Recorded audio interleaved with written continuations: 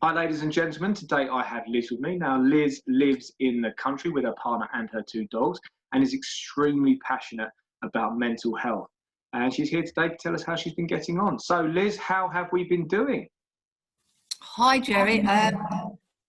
Yes, it was all very weird at the start, but I must admit, since we've carried on, I've put a structure in place, and I know, I don't know, I feel bad in saying this, but I'm actually quite enjoying myself. I'm, spending time with my partner, because normally I rush around like a blue-ass fly. I'm doing more mindfulness, more meditation, more walks with the dogs, and I feel very safe at home. I'm a very sensitive little bunny, and I get quite affected by negativity in the world. So being at home, the only person I see are my neighbours, which is we've only got one set of neighbours, and my partner. So I can control that. Yeah, of course. Yeah, you've got your own COVID-19 bubble, as it were, which is lovely. Exactly. Fantastic, fantastic. And so talk to me a little bit more about things like meditation that you're doing right now. Let's explore that a little bit. What kind of things do you do? Okay, so there's different types of meditation. I actually do meditation and mindfulness in companies as well. And lots of people say to me, I can't do this, I can't do that. I know it is hard and you do have to practice, but the more you practice at something, like when you learn to drive a car, the better you become at it. So even if you start for 5 minutes, don't put pressure on yourself. There's loads of apps out there, there's loads of YouTubes, you can go guided, and it doesn't matter if your mind wanders, because a lot of people have a lot of thoughts in their mind. You just need to bring yourself back to the present. So always acknowledge the thought and then bring yourself back to the present. And if you're listening to a guided meditation and you like their voice, it doesn't matter if you fall asleep, because that happens to me, but it just relaxes your mind. And the more and more you practice it, the better you become at it. And also, once it relaxes your mind, you get more clarity on things, and also you have thoughts come in, but they're more clear and concise, and you can ask the universe guidance, and when you meditate it actually comes down in a message, as they say. Yeah, I mean, I've done quite a lot of guided meditation. I actually brought a mindfulness coach into my workspace for me and the team, which was a fantastic period of time. A guy called Chris that now lives out in Canada, and he would get us all into a room and work on our mindfulness. Would have us go into a brief state of meditation, and lo and behold, within about 5 minutes, the entire team were out cold completely. I mean, one of the guys, the only reason I woke up was because one of my team was snoring so loudly. And you kind of wake up, and it was 5 minutes of sleep that felt like 2 hours. You come to and suddenly, wow, everything from my head is gone. I feel lighter. I get a lot of built up thoughts in my head, as I can imagine you do, and it's great to just try and expel those. So yeah, I mean, if someone was looking to start their journey when it comes to meditation, was looking to increase their spiritual side, is there anything you can recommend?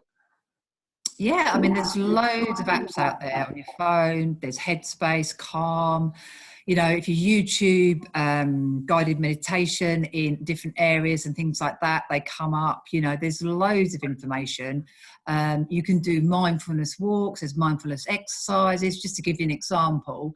So when you go out for a walk, rather than, confuse what's going on in your mind, all the thoughts, actually use your 5 senses. So you take time to look about, look at the trees, appreciate the beauty, listen to the birds, or listen to whatever you can hear.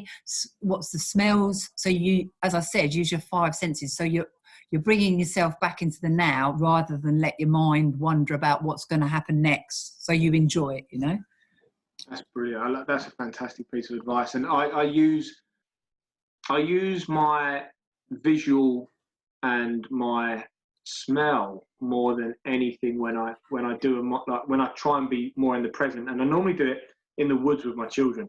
So when we go and walk the dog, and I feel like I'm not with them because my brain's racing about projects that I'm doing, and it's happening a lot recently because of I can't stop thinking about what's going on when it comes to business standpoint. So I normally take a deep breath in, and where it's been raining at the moment, the smell in the woods of the leaves and stuff is it's quite strong, which is a nice smell. And then I can look at the greenery and how strong colours of the trees come through, and I can really resonate with that, and it feels great. It brings you into that moment, which is lovely. What kind of things are you doing personally when it comes to your own bringing yourself to the now at the moment? Yeah, I mean, I constantly practice it, and the mind is extremely powerful. And if you actually learn to control it rather than let it control you, it's incredible, what you can actually manifest and things like that. So you have to work at it. So just for prime example, you go into the shower and then you're thinking, like, what am I going to do next? It's like, come on, Liz, bring it back to the now and actually enjoy the shower. So you're constantly thinking and acknowledging it. So it is, as I said, practice, but the more you practice it, the better you come at it. And also another good tip is I heard yesterday from this guy who was doing some like counselling, mind coaching. He actually said is if you've got thoughts in your mind, just allow a certain time, like maybe half an hour in a day, where you have the time to worry about things. So what I'm saying is, so through your day, you get up and have breakfast and things like that. Say 3 o'clock, I'm going to have half an hour where I think about worry, what if? So allocate that time and get yourself into that sort of structure and call it worry time. So I've got my worry time at 3 o'clock. So, get your brain into a pattern. So I found that really interesting. So just wanted to share that. That's blown my mind. That has, because for anxiety, and I function well with anxiety, and I'm not anxious. I do get anxiety because it hits me when I'm asleep. It hits me a lot, but it propels me to do stuff, and it can either render people completely incapable of doing anything and have to just stop and kind of sit down and do nothing for a while, or in some cases like me, it makes me frantic and makes me constantly work to a level that I end up bedridden. So that's kind of what makes me move and do things. And although it's not healthy, it does propel me when it comes to my own business. But the worry time is something that could change a lot of that. And I think that's fantastic. So I'm going to use that. That's got exclamation marks around it and everything. So that's on my notes pad. That's done very well. Which is brilliant. So I haven't even touched on telling our viewers some of the things that you actually get up to and what you do. So if you could do, if you can, some form of brief roundup of some of the things that you do, that would be great. Yeah, I mean, I suppose my purpose in life is we all face challenges. I have been through my fair share of challenges to the point I've actually written a book about it. So I wrote a book, it was published last year, and it talks about what I've been through and how I've come out the other side. So I like to give people hope. I like to educate people on what I've been through. I was diagnosed with bipolar back in 2003, and what I do now is I actually I was sectioned. I've probably been sectioned about 11 or 12 times. When people see me, you'd never in a million years think that, because I choose to share it, and I'm doing it more now. And the reason I do it is because I want to share and educate people that there is hope. You can get through it. I do talks in schools, to secondary schools, to try and, I hear a lot of 15 and 16-year-olds ending their own life, and it breaks my heart because I think to myself, oh my goodness, if I can help and educate them about how I went through, what I went through, it would help them, about talking about things, sharing everything, not putting a mask up thinking everything's okay. I try and raise people's vibration. People say I've always got a lot of energy, positivity, and I am, on the whole, a very positive person. I practice a lot of gratitude on a daily basis. I'm doing Facebook Lives at the moment for people. It's only like 3 minutes, but the amount of comments I'm getting back, it's lifting up people's day, because I just talk open and honestly. With me, I am what you say is what you get. And if I make a mistake, who cares? And I ramble on. I mean, I gave an example today. I was talking about music, the subject of music. My first concert was Bucks Fizz. How funny is that? Making your mind up. Hilarious. Anyway, and then I went on to talk about how I met someone famous and farted in my mouth because I was so starstruck. Well, people were absolutely wetting themselves, but that's what I like to do. I like to raise people's vibration. We face a lot of challenges in these worlds, and it's just bringing a bit of light to people's day, you know. So I love it. I could do it full time if I wanted to.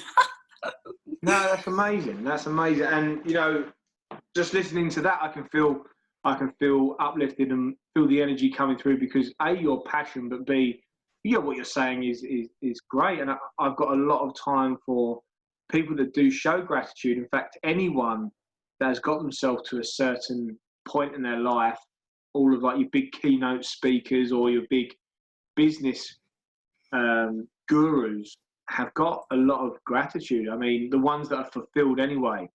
I listen to a lot of Tony Robbins, who is always talking about his level of vibration and his level of gratitude in the majority of his speaks. And to be fair, for the second time today, I'm talking about this because it seems that a lot of people in this kind of world, when it comes to being more proactive and wanting to get involved in projects like this, have a similar mindset. And everyone I talk to whilst I'm doing these interviews are in a very similar positive position and place like you, which is fantastic. Is there anyone, obviously I wouldn't want you to talk about individuals at all, but any groups of people that you've always found yourself drawn to in your work? Like, I don't know, it could be mothers, could be anything. Yeah, I mean, I love being around positive people. I love networking. I feel other people's energy. It's like anything really, you know, you get on better with certain people and things like that. It's their energy, it's their auras. I'm very spiritual. So I go, we are energy, full stop. And, you know, when I'm hit with negativity, I actually relate it to the Harry Potter film, the Dementors that suck. I actually literally feel myself being sucked away from energy. I think, oh, I'm going in, you know, and I have to protect myself. I know it might sound silly, but I put myself like a little magical cloak around me of light to protect me from, you know, what's going on in the world, negativity and things like that, because a lot of it, like words and what you listen to and things like that, goes into your subconscious mind and can actually affect your mood. Whereas if you're around people that are light, you know, are positive, you're like a radiator, you know, and you want to be around people like that. So I love it. And I'm drawn to different people that are like that. And I obviously do healing. I do angel cards as well. So it's all about love and, you know, bringing positivity in the world. So yeah, I'm all for that. I think everyone needs to have a balance with this stuff. Obviously, you're in very deep with this, and this I suppose is a huge part of your life.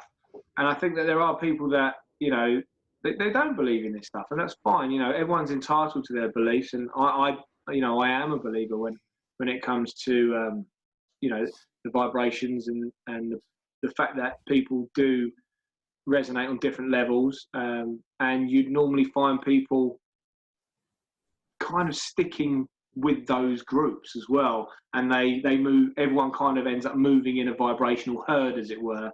And the only thing that ever kind of brings that up, and that's why I like things like sport, is being in teams where you're not really selected by your personality, you're selected on different likability, and that's where people can be more enlightened, which I think is a fantastic way of getting away from, if you find yourself constantly in that negative group, or you'll find yourself you're always in a bad place and all your friends are as well.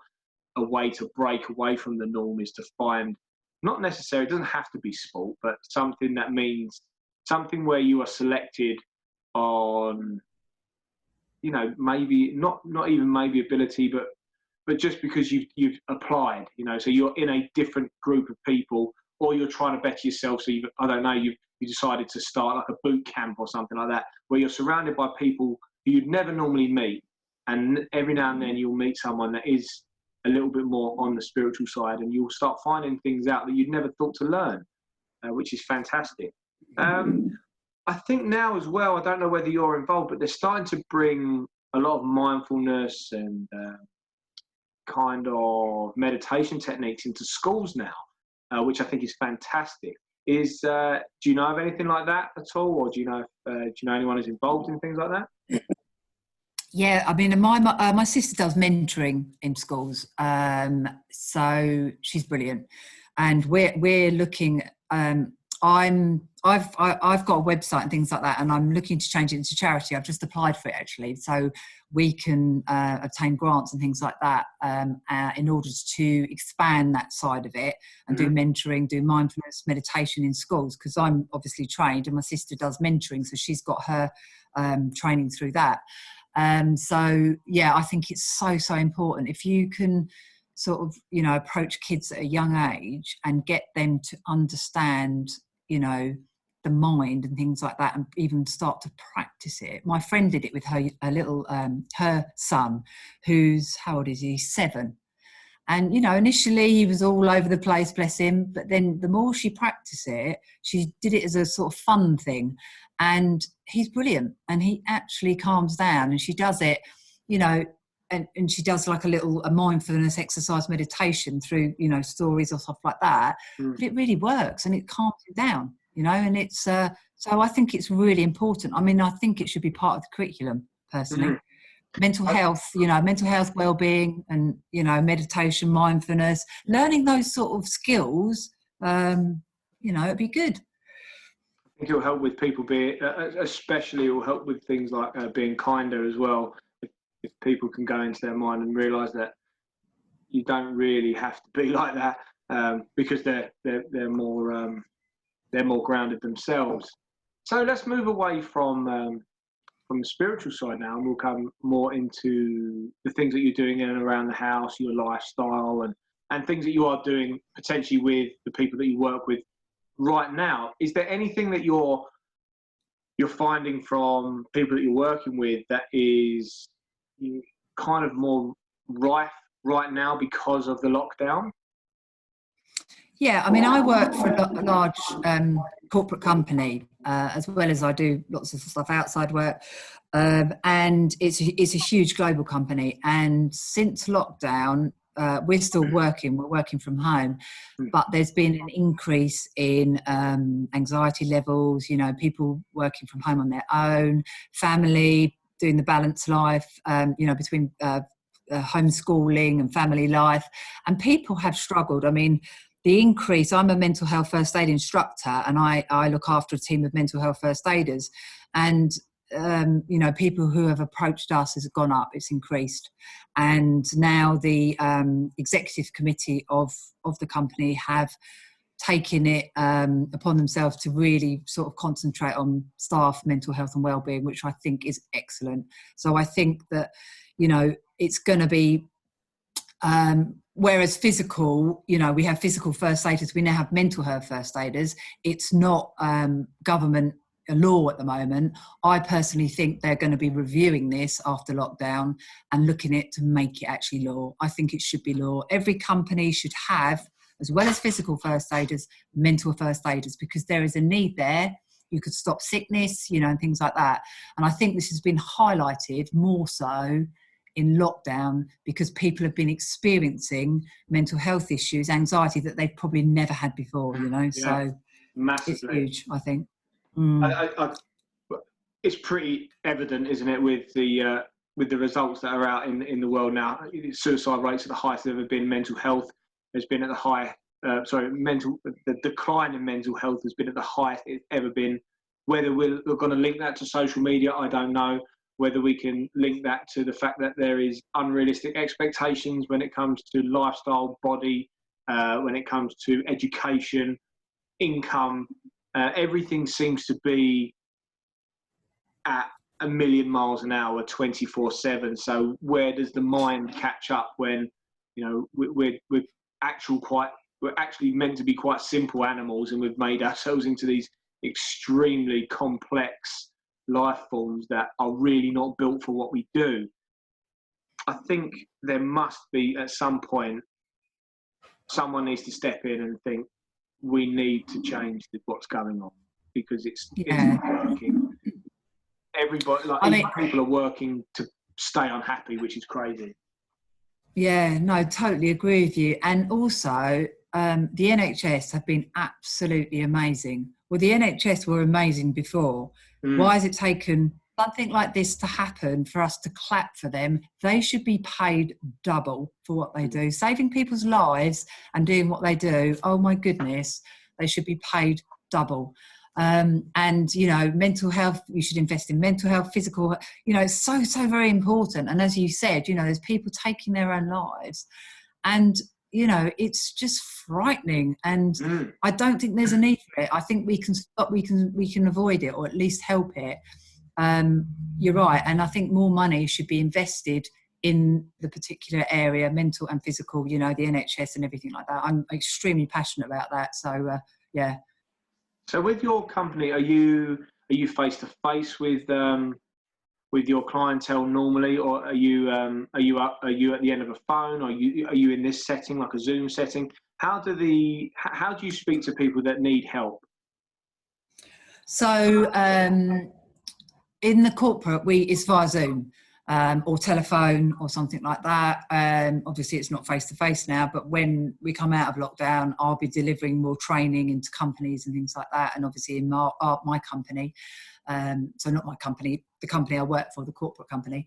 But yeah, so my sister's trying to do some mentoring, Zoom mentoring, Zoom mentoring, like for her children she looks after and things like that, because obviously the need doesn't go away. Just because you're in lockdown, these people still need help. So she's trying to sort something out at the moment. So, but I do keep in contact with people I've spoken to before and make sure they're okay and things like that. And also new people that have started talking to me and things like that. So, which is good, because we need to encourage people to talk. We don't want people to suffer in silence, you know? No, I mean, I was just thinking about what that would look like moving forward, because if something was passed, especially for a small business like myself, and, you know, I would want to be invested in something which did have my not only my staff, but maybe even my clientele's mental well-being at the forefront of what we do. There could even be an option where this becomes like an agency. You know, you could have your own online mental health agency, a first aid agency, as it were, if we were to continue doing like the Zoom, if Zoom became the norm moving forward. Because, you know, lockdown as it is will get lifted. However, we're not going to go back to life as it was. You know, we're not probably going to be in small spaces for a very long time. The likes of being in like a counsellor's office, that's not going to be an option for at least a year, you know. So until there is something that has completely eradicated the COVID-19 strain, we're going to have to be very careful for a long period of time. And I think that what you've got and what you can offer remotely could be a huge benefit to any business. It's just now about how would you be able to cope with the number of people that would probably need this. And I know people need this right now. I know people need to talk to someone like you. I know people. It's just, how do we get in front, and how do you get in front of the people that make the right decisions and rubber stamp it? You know, that's the worrying thing. Yeah, I mean, I do a lot of networking and things like that anyway, so I know a lot of people that are in this profession. I was only speaking to someone the other day, and she delivers training for massive corporations and things like that. She's doing a lot of online stuff, you know, so there are people that are extremely passionate about this subject and are adapting in order to help people, support people, guide people, signpost people, you know, offer training and things like that. And they're doing a really good job. So I'm hoping, as you said, you know, if it continues or it changes, you get the option of whether you want face-to-face or you want online. And, you know, I can deliver training online, which is not a problem. So, and I quite like Zoom. I not all day, but I don't mind it, because we've actually, funny enough, in the corporate company I work for, we've probably bonded more than we did back in the office, which is bizarre to say, but being on Zoom, I don't know, I feel like the Brady Bunch sometimes when I'm on the Zoom. Oh yeah, all the faces everywhere. Yeah. Yeah. Yeah. Oh, that's lovely. Let's move over to more what's going on in your house and how you are getting on right now. So first things first, you seem to be looking after everyone else's well-being, mental state and stuff. How are you coping with everything that's going on? It is extremely upsetting. I mean, I've lost some people. Friends of mine have lost their parents and stuff like that, so I know them. So it is extremely upsetting, and I found that hard. However, I feel very safe at home. I'm with my partner. He's been furloughed. So financially, it has been a little bit of a struggle, but he's been brilliant. He's learnt new skills. I mean, the whole house has been decorated, which is just hilarious. I'm like in shock. He's started building window boxes. I mean, the neighbours want one. He's built cupboards. He's built a shed. Honestly, he should be on a DIY program, because he's just like a superstar. It's hilarious, but he is a doer, and our relationship has improved because we're spending 24/7 with each other, and we're learning. I mean, I've been with him for 12 years, but and I feel like I've got to know him again, which is bizarre, because when you're out of lockdown, you do your own thing and but now we've been drawn together. We go for walks with the dogs, and things like that. So I'm actually enjoying it. How are the dogs getting on? Do you know what? They're loving it. We've got 2 Springer Spaniels, and we love spending time walking the dogs. And believe me, even if you take them out 3 or 4 times a day, they're still not knackered. Oh, Springer Spaniels. So yeah. Oh yeah, Charlie and Boris, as in Boris, as in no, he's not. We take them out for walks, and do you know what? Their tails have been constantly wagging for the last 6 weeks, because we're here with them, aren't we? So they love it. I saw a little. There was a post that actually made it onto the news about a little dachshund that all of his family came back because the kids came home from uni and stuff like that, and everyone was in lockdown. And he wagged his tail so much he actually sprained it and had to go to the vet. And what an absolutely wonderful story that was. Yeah, so I thought absolutely wonderful. Yeah. Anyway, so I'm just going to quickly press pause. Sorry about that, guys. We had a bit of a cut out there, and we're going to go straight back in. As you guys know, I don't really edit the videos. We just go tearing straight in, and what happens, happens. So yeah, a charming story about a little dachshund that had sprained its tail. So yeah, like I say, I've got a little dog myself, got a little Bella. I actually wanted a Springer Spaniel, but instead we got I think she's some kind of Maltese poodle. The reason I wanted a Spaniel was to go walking all the time, and the first time I went walking with the dog, it did about an hour and a half. I had to carry her the way back, and then she threw up everywhere. I didn't realise that they're only going to go for like a half an hour walk a day, if that, because they're a lap dog. And I've just gone run. I went for a 10k run with her, and oh, bless her. I nearly put her in pieces. But hey, she's fine. She's fine. I've learnt my lesson. I won't do it again. Okay, so the dogs are loving life. What's the plan moving forward for you then? Is there anything that you're looking to do once you come out of lockdown? Well, I've been doing a lot in lockdown. I've been learning new skills. Oh my goodness, doing courses.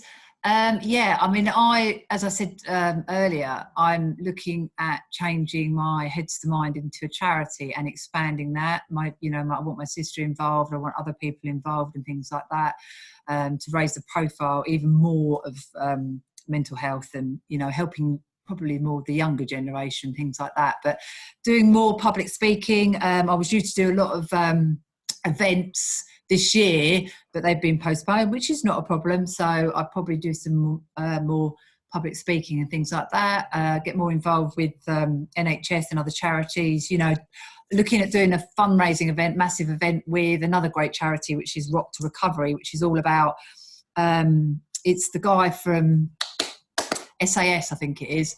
He's, sorry? Ant Middleton? No, I think there's the other one. I can't remember his name, but he's got a charity. It's all about PTSD and, you know, things like that. So there's a girl I know, and we've got a very good relationship, and we were looking about, you know, collaborating and doing a massive event and trying to raise money for two very good causes. So amazing. I do like doing that. No, that'd be fantastic. And if there's anything that I can do to help promote such a thing, that'd be fantastic. I'd love to get involved.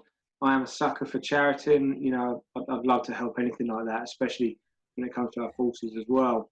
Yeah, I mean, we're probably going to come over towards the later part of the podcast now, and we're going to look at some of the other things that you spoke about right at the very, very beginning. We're going to talk about the mindfulness, and where do you think we could be going as a nation when it comes to mindfulness, both out in the public, the schools, you know, when it comes to just it being the everyday norm and people not to look at it as if it's a bit of a strange subject and to just brush it away. How do we combat that, and where do you think we need to adapt? Yeah, I mean, I think there's a lot of holistic therapists appearing now, and a lot of people are doing mindfulness and meditation. People are more, you know, flexible to it, adaptable to it, and things like that, and willing to try it. And, you know, being in lockdown, I mean, I've been promoting it and things like that, you know, come on, try it and get involved. People have got more time to do things like this.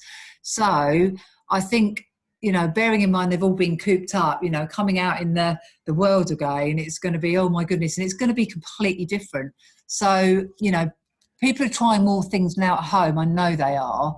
But I think it's going to be a lesson learned without a shadow of a doubt. And I'm hoping that people are going to calm down a bit, because we all rush around like, you know, I said earlier, blue ass flies. And if you take a moment and just take time and just calm your mind, honestly, I cannot begin to tell you the benefits that it helps with your mental, your physical, because I was speaking to someone yesterday, and how we are emotionally, you know, mentally and things like that, it actually affects our physical body. And she was saying it manifests into your physical body. So where you get aches and pains and things like that, it's because you've got too much going on in your mind, and it's, you know, like reflexology, it's affecting parts of your body. And she was fascinating, she was, you know. So I think a lot more of us now are connecting in lockdown, holistic therapy, you know, things like that. And when we come out, you know, it's going to be, no, but you know what I mean? I think there's going to be more talk about it, you know, maybe people are going to be more open to it as well. So I hope so. I'm hoping so. It needs it. Really does. Okay. And there was something I warned you right at the beginning of this episode, that there will be a question coming. To be honest, I did chuck a couple of whoppers at you, but I knew that you'd be fine with them. But if you were to go back in time, so if you was going to come right to the beginning of this lockdown, and you're going to sit with you and say, right, Liz, this is coming, I've got a little bit of advice for you, what would that advice be? Before I go into lockdown, if I had the choice of what I could prepare for and things like that? That's it. You can go back in time and give yourself one bit of advice. What would that advice be? That is a tough one, actually. Do you know what? I don't know, to be honest with you, whether I'd change anything. I know that sounds a bit bizarre, but the only thing I would change, which probably sounds very, I don't know, strange, I'd get Daryl more stocked up with materials so he could actually do some more stuff. I've got a list of items for him. So rather than him going, oh, he can't get to the timber yard because it's closed, I'd say, well, you should have stocked up in the first place. I did actually say that to him, which is naughty, really. But I know that sounds really out the wall, that. But do you know what? I miss my family massively. And you know, if I had a massive house, I would probably say invite them all in before lockdown so we could actually spend more time with them. Do you know what I mean? My mum and my sister, you know, I miss them. We speak on FaceTime, but it's not the same as giving them a hug, you know? Yeah. So I'd probably give everyone a hug, like a massive hug, you know, all my friends and everybody a hug before. And if to say, you know, we're going in, I'll see you in, I don't know, 2 months' time, but this is all my love. Do you know what I mean? So I don't know, but it's a tough question. So I don't know. It's on the spur of the moment, so I'm not sure whether that's the right or wrong answer, you know? There isn't a right or wrong answer, and I think, you know what, that makes perfect sense. If it was just to go and cuddle the people that you love, then that's definitely enough. And also buy a bit more wood. But apart from that, you know, I'm pretty happy with that.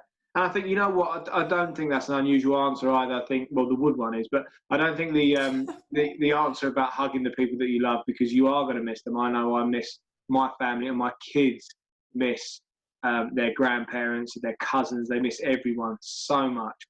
You know, this would be a fantastic piece of knowledge to know beforehand that it was coming, just to go and see everyone. And I know that's exactly what I would do, which is wonderful. Have you got any advice for anyone that is, you know, maybe struggling right now, feels that that everything's getting a bit much? Is there any kind of a small bit of advice that you could give anyone right now? I would say take a step back. I know it's hard. There's nothing you can do about the situation. So try and use it to the best of your ability. We will never have this time back again.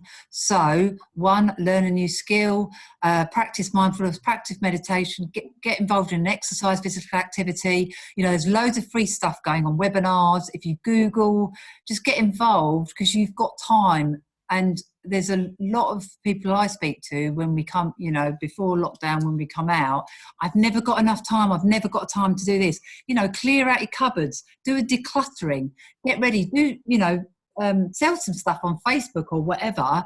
You know, spend more time with the people, you know, you love, rebuild your relationship with, you know, your partner and things like that. You've got time now to do it, and it happened, and I know it's not a nice situation, but you need to make the best of it, and, you know, turn it into a positive, and do the things that you wouldn't necessarily have done before. You know, step outside the comfort zone. I'm doing Facebook Lives now. Didn't think I'd be doing that, but, you know, there's other people that are doing it. Hilarious. You know, there might be a skill that you've found, like my partner has. I didn't realise he's in construction, groundwork. He's now a carpenter. I never knew that. So do you know what I mean? It's learning new skills. Broaden your ability while you have the time. Yeah, that's all I'd probably say. I love that. You know, I can really resonate with that as well. I'm a big advocate of saying, the first couple of weeks was fine to do absolutely nothing. Even the first 4 weeks were, but now we're in week 6, it's time to start doing something. We're at the end of week 6, it's time to do something, because you're not going to get time back, and it is now damaging to do nothing, in my opinion. I think that, you know, yeah, it doesn't have to be anything big. It might even just be getting up, showering, putting on a new set of clothes, doing your washing, cleaning your house, putting your clothes away. That's fine, okay, but not doing that for 7 weeks, now we've got a problem, okay? Because now it's going to get, you know, it's going to start having a negative impact on your mental health. Where can everyone find you, Liz? My website is Heads to Mind, so www.heads2minds.co.uk. Yeah, so I've got a website there, so you can have a little look there, and yeah, all my contact details are on there. Fantastic. We will show all of that, along with a little bio of what Liz has been up to, what she does, and who she, you know, people that she's helped in the past, and that will all be in the show notes of this episode, guys. If you have enjoyed this episode, you know the drill. Please press that share button. We want other people to have the exact same kind of experience that you've had. And if this has helped one person, I'm sure it will help many. So if we can all just press that share button, that will help so much. If you have also enjoyed it, please do give us a cheeky little comment. Please be kind and keep it clean in the comments button and the comments bar below. And if you'd like to get in contact with me and help me on my mission to interview 100 people during the COVID-19 lockdown, please also get in touch either by commenting below or get in touch via my Facebook page, which is ABC Gym. Liz, thank you so much for today. I love a lot of the things that you're saying. I think mental health needs to be looked at a lot more deeply than this surface level stuff that's going on right now. I love the idea of having first aid, mental health first aid in businesses right now, and the fact that that can be done remotely, I think would help a lot as well. And I think people could do with would benefit from just taking one step back and having a little bit more time to look at the situation. So guys, thank you for watching. Liz, thank you so much for today. And I think that's all right. Can I just ask you one question? Yeah, of course you can. Of course you can. One question.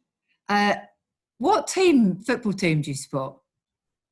Well, if I was going to be pushed, it would be Southend, but you can't see the ears very well, but I'm actually a rugby player, so I'm more into the rugby. I'm more into rugby, but it would be Southend if I had to have my arm twisted. I just wondered because you were talking about sport earlier, and I thought, I wonder what football team he's in. Yeah, no, I'm mad for rugby, and if you could look over here in my home office, you'd be able to see all that. But yeah, so it would be Southend if anything. Okay. Well, look, thank you so much, guys. Thank you so much, and we'll be seeing you soon. Thanks again. Excellent. Thank you.